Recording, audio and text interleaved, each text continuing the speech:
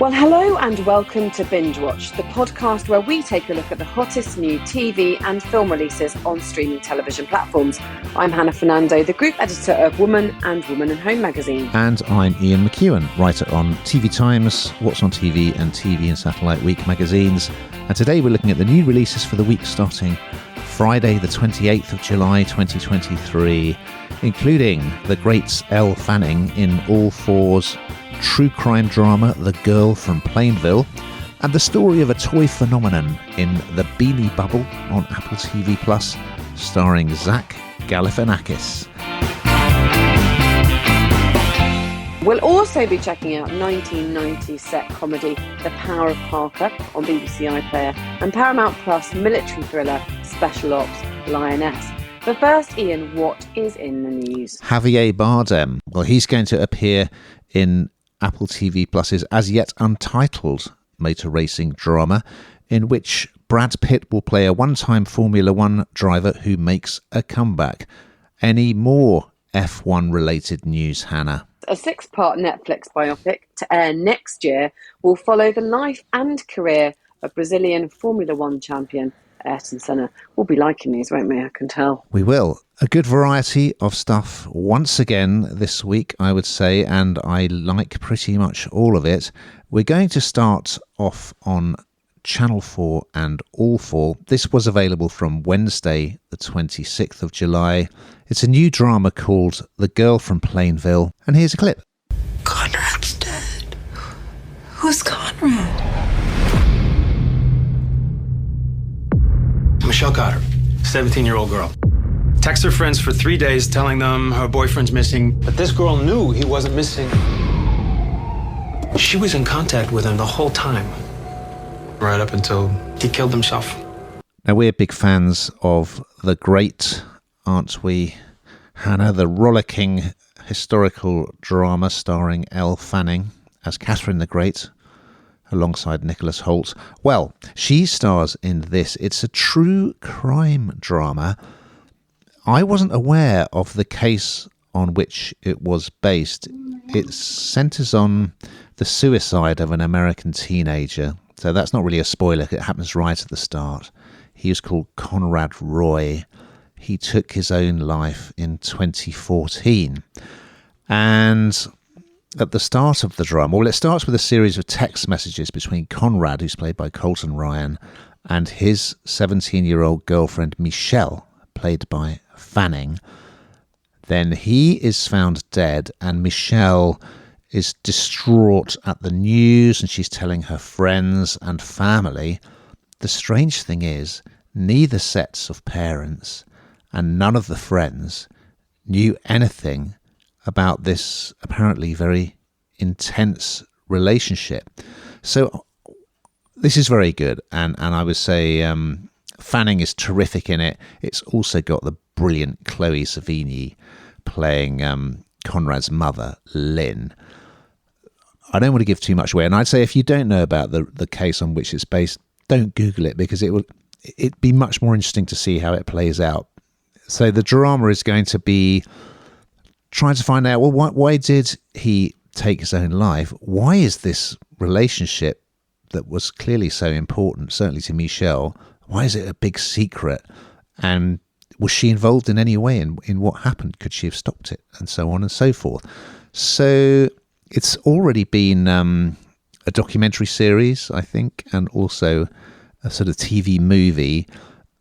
I think episode 1 certainly grabbed my attention from the start. And Fanning is terrific as she starts to kind of inveigle her way into Conrad's family and his friendship group and set up some kind of legacy events to commemorate him.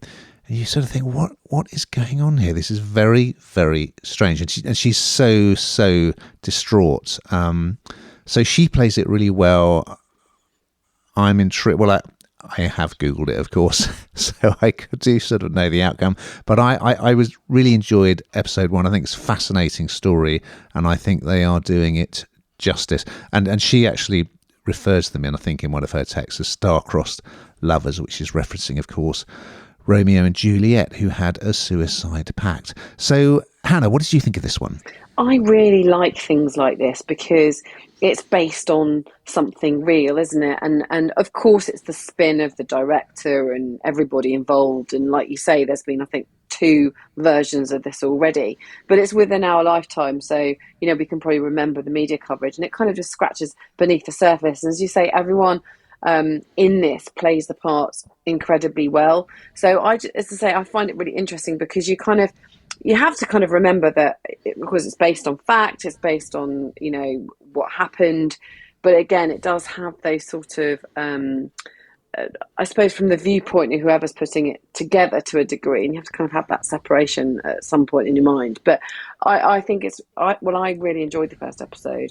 I was really quite hooked, and it did concern me, given that this has been done before, because sometimes when things keep being rehashed, it's a bit exhausting, isn't it? But I think it really works and is really good, and I'm interested to see more.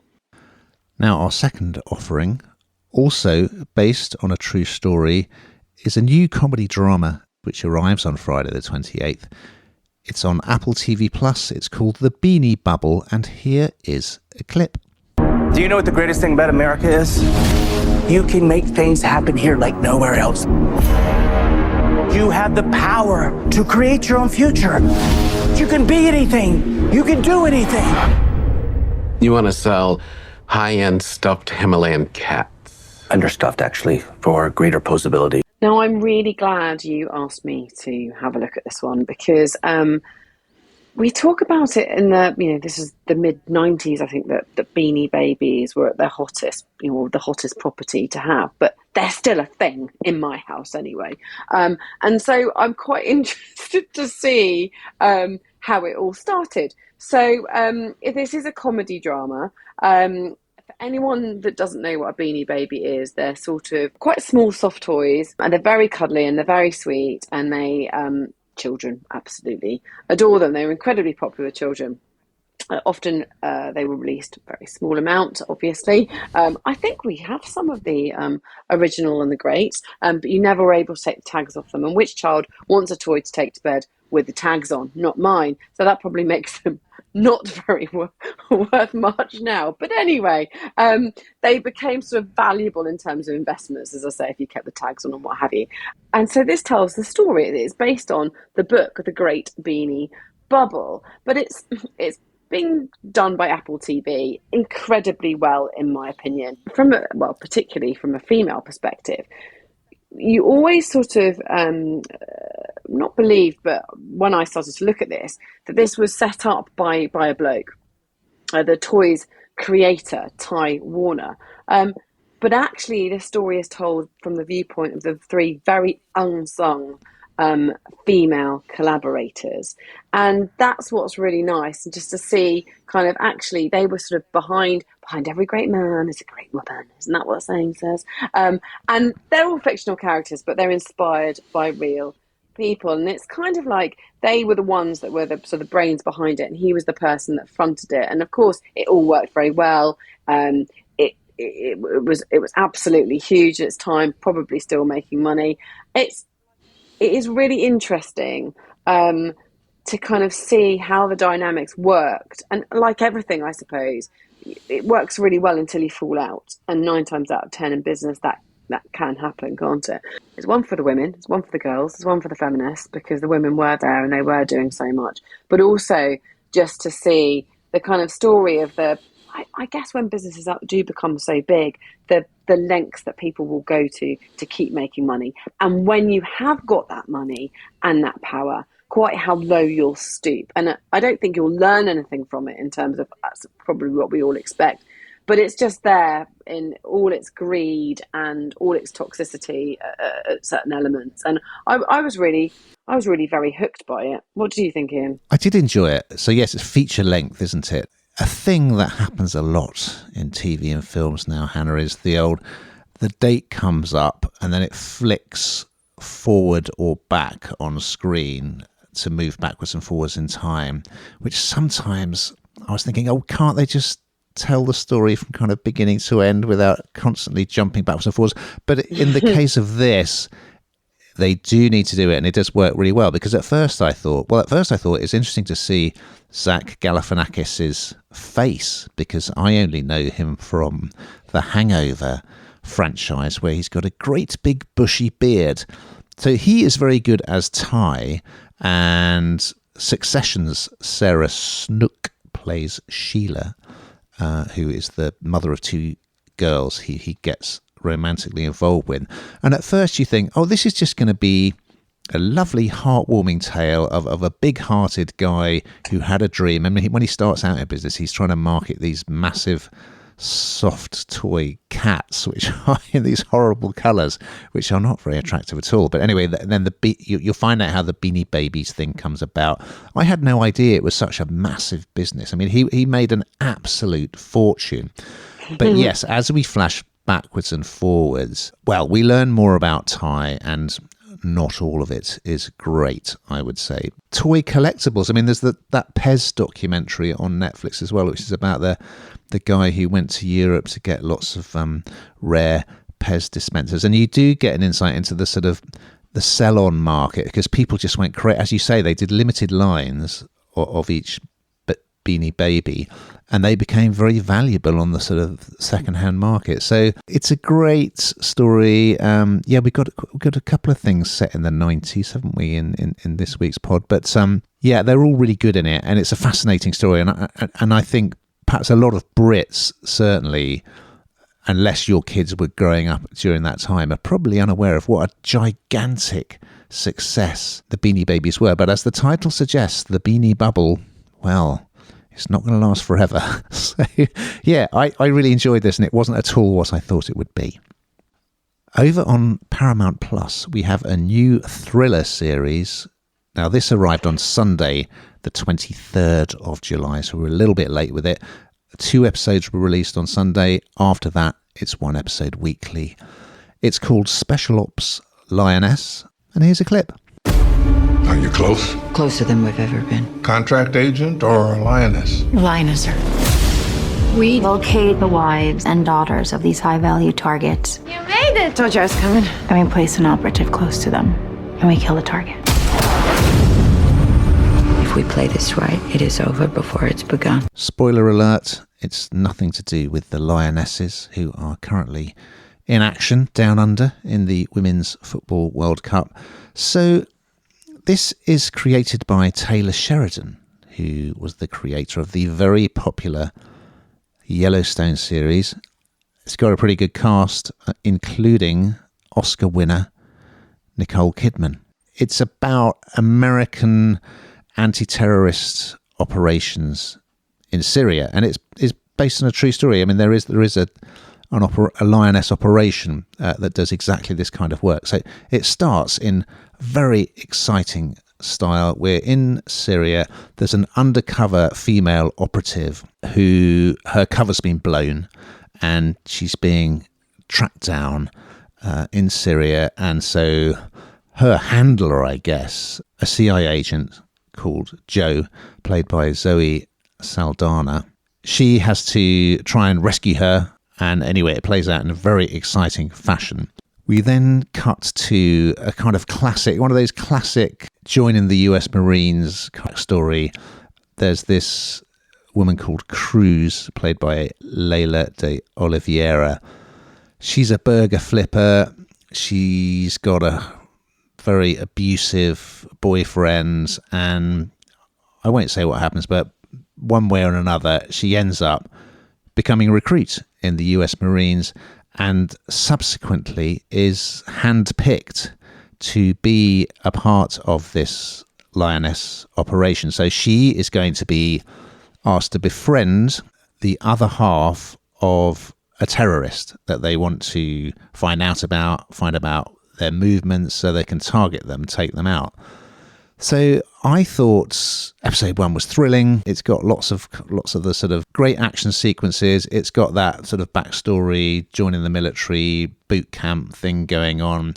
It's got 3 really strong female leads, which I think is great. And also it's interesting that I wasn't aware of these kind of operations at all, and it is based on a true story.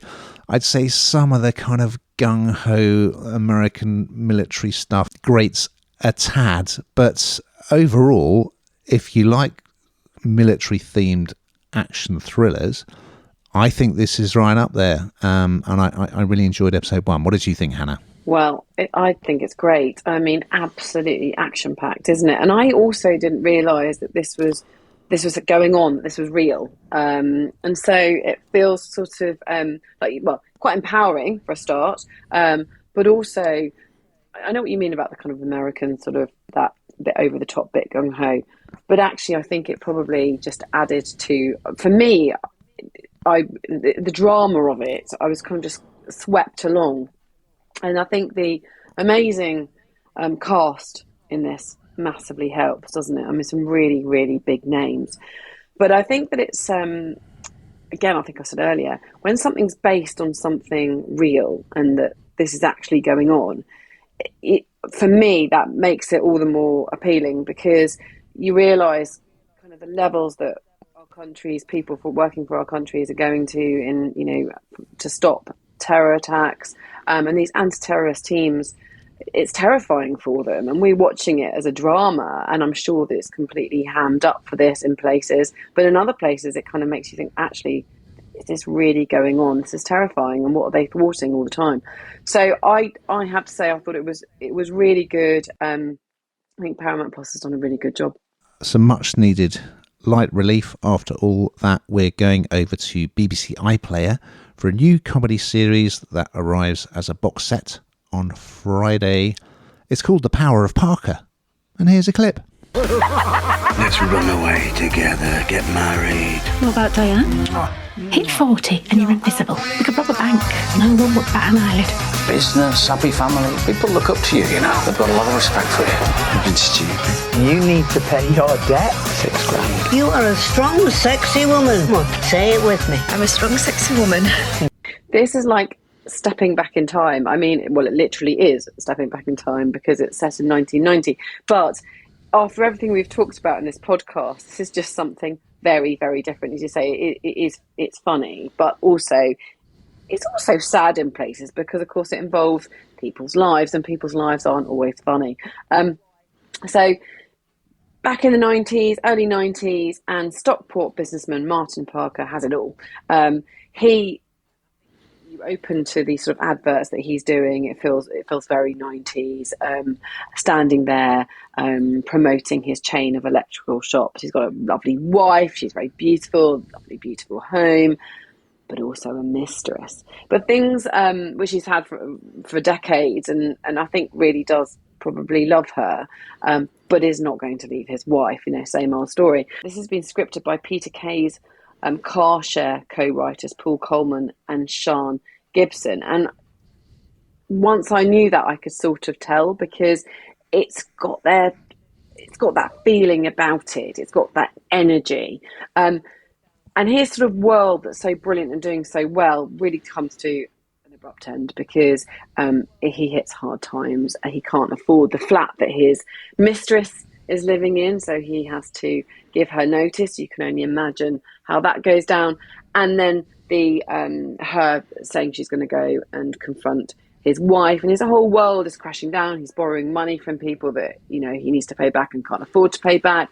But equally throughout it, there's this level of humour that sort of, you shouldn't really like him, but you do, and everything's unravelling. And I think there's loads of bits that are relatable to a lot of people, and also the emotion, because I think you always just think, God, he's got a mistress that's so awful, which of course it's not ideal. But he's a man who thought he could have everything, and suddenly realises he really can't have everything. And as it all comes crashing down, well, maybe it's just me, but you ended up feeling a little bit sorry for him. I thought it was very funny. I thought it was very good. It's a real step change to what we've been talking about earlier in the podcast, but equally as fun. What did you think, Ian? I enjoyed it, I must say, and I was like everyone else. I absolutely loved Car Share. Conleth Hill plays Martin Parker. Of course, he was in Magpie Murders as the author who came to a sticky end, and he's very good in this, I think. But Sean Gibson is particularly good as Parker's mistress, and in episode 1 they obviously have quite a good sex life. You get that impression, don't you? And in episode 1 she's dressing up as a kind of Oktoberfest style German barmaid to get him excited. And yeah, as you say, she meanwhile Parker's wife, played by Rosie Cavaliere, who's also terrific, she's up to high dough because she's organising a sort of wine and cheese party for all the French exchange students at school. And yes, the girlfriend, because she's so upset that she's not only she's being dumped, but she's also being booted out of her flat, she decides to turn up on the doorstep, of course. So as well as being set in 1990, it's definitely got quite a retro comedy feel, hasn't it, Hannah? Because it's got that kind of domestic comedy drama, everything going wrong for the central character. But I don't mean that in a bad way. I really enjoyed it. And yeah, it's going to be interesting to see... Well, there's a big twist in episode 1, which I will not reveal, which makes it even more intriguing. But yeah, it's got a great cast. It's nice and retro. And of course, in an interview that Sian Gibson did with us, she talks about the fact that, of course, because it's a pre-digital age, it was much easier to get away with, say, having an affair, because you're not leaving a trail of texts and so on that someone else might stumble upon. Anyway, that's by the by. Yeah, it's a fun domestic comedy that's really nicely done. Now we've got to that time, Hannah, where we find out what you've been binging on this week. Well, I think you'll find some very highbrow entertainment for me with Real Housewives of Atlanta on ITVB. And also, which I do love, a bit of Grand Designs, which was on More 4. Like a bit of Grand Designs. Well, what with all the Just Stop Oil protests going on, I thought I'd have a look at a feature film on Netflix called How to Blow Up a Pipeline, which, as the title suggests, is about some activists who target an oil pipeline. That's worth a look. Now, we've just got time to look forward to next week's offering. So what are we going to be talking about, Hannah? We're going to be talking about Kate Atkinson, who plays a true-life con artist who vanished into thin air in the ITVX drama Vanishing Act. And Sigourney Weaver stars in Prime Video's moving tale of family trauma, The Lost Flowers of Alice Hart. So we look forward to those and much, much more. But in the meantime...